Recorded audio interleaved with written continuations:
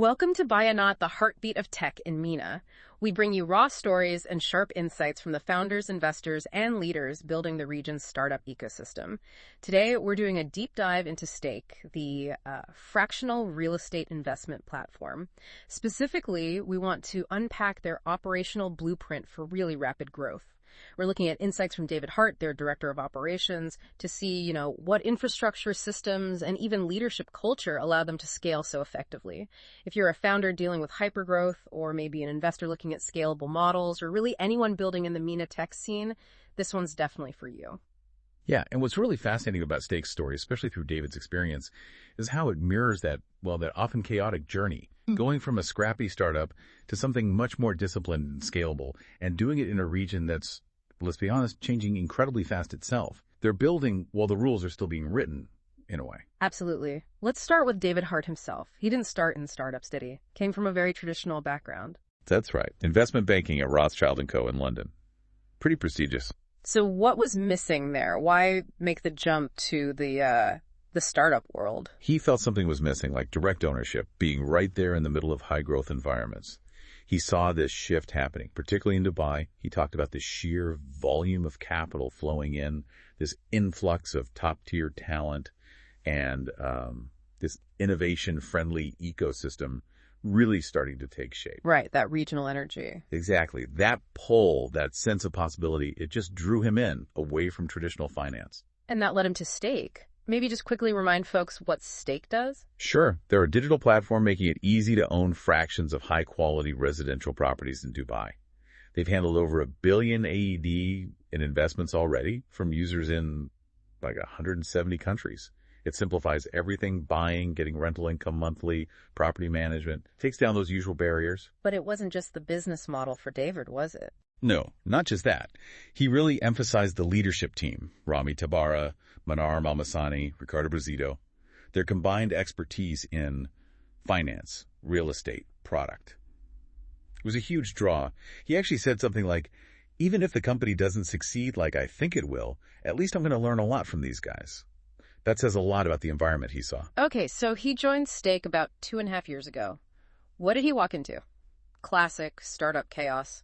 Pretty much. Growth had definitely outrun operations. He mentioned, coordination on Slack, email, WhatsApp, a lot of offline data. Sounds familiar. Totally. And he acknowledged what happens in all startups is you're forced to be scrappy in the early days. But it was clearly causing friction.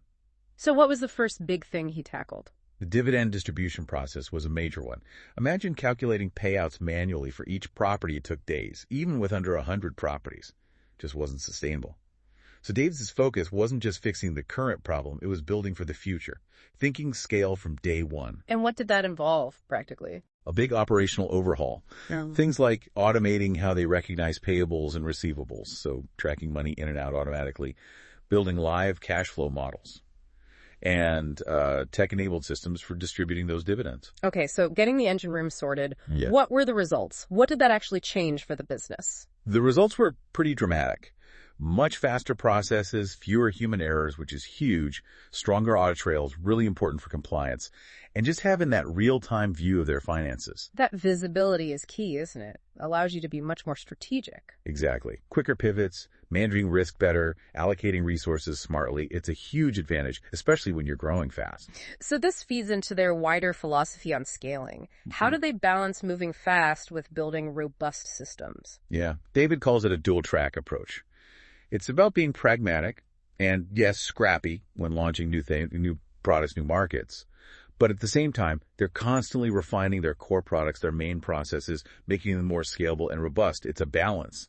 And the Saudi Arabia expansion must have been a perfect test case for this. Absolutely. You'd think, okay, neighboring country, how different can it be? Right. But as David pointed out, the markets, the regulations, very different. Having that playbook from Dubai helped massively. They didn't have to start from scratch, avoid that really awkward, scrappy phase again. But it wasn't smooth sailing. What kind of hurdles did they hit? Oh, yeah. Definitely unforeseen obstacles. Things like partnerships, specific legal frameworks, compliance details, maybe navigating licensing for real estate funds. It's just different than Dubai. It really highlights this truth about building in MENA right now. The whole ecosystem, the regulations, it's all evolving with the companies. David said it well. Everyone's building here together. So you can't just execute your plan in isolation. No, you have to engage deeply with a system that's still, finding its feet. It's more than just execution. Which explains why David believes operations needs to be, as he put it, in the middle of absolutely everything. How do they make that happen functionally? Well, one concrete example is their Operational Scalability Squad. Okay, what's that? It's basically a dedicated team of engineers whose whole job is operational excellence, improving internal tools, automating processes. And interestingly, it wasn't some big strategic decision from the top. It grew organically from David working closely with a CPTO, Ricardo. Just that cross-functional collaboration sparking an idea. That's really interesting. Engineers focus purely on making operations better. Yeah, freeing up the operations team from manual tasks to focus on more strategic work. It shows the value of breaking down those typical startup silos. So with all this focus on systems and integration, how does David measure success in operations? It can't just be about cutting costs, right? No, definitely not. His focus is much more on system scalability and strategic enablement. Are the operations actually helping the business achieve its big goals? So KPIs get aligned directly to business objectives. Like, if the goal is a successful Saudi launch, operations KPIs reflect that. And there's this constant mindset of doing more with less, but also designing for the future. Always asking, if we're 5 times bigger in 5 years, will this process still work? That forward-looking approach seems critical. How does that apply to their tech choices, the whole build versus buy debate? They're very pragmatic about it. They'll use external tools if it means speed, especially early on. But the preference is generally to build in-house. Why? More control, better customization, and crucially, building their own intellectual property. It's a long-term strategic view. And what about AI? Everyone's talking about it. Their approach is pretty sensible there, too. Only use it where it genuinely adds value. No AI for headline's sake. It has to solve a real problem or create real efficiency. Makes sense.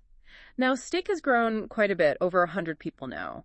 How do they keep that original startup feel, that scrappy DNA you mentioned? It has to be intentional, right? It starts with the founders setting the tone.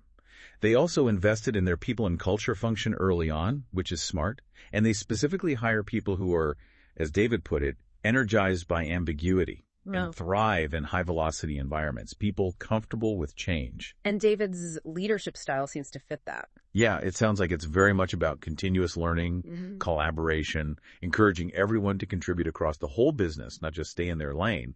It fosters that adaptive culture. So looking ahead, Stake clearly isn't stopping at residential real estate in Dubai. What's the bigger picture? The regulatory landscape is opening up, creating opportunities for broader asset classes, deeper financial services, and new investor segments. Their recent Saudi fund distribution license is an example.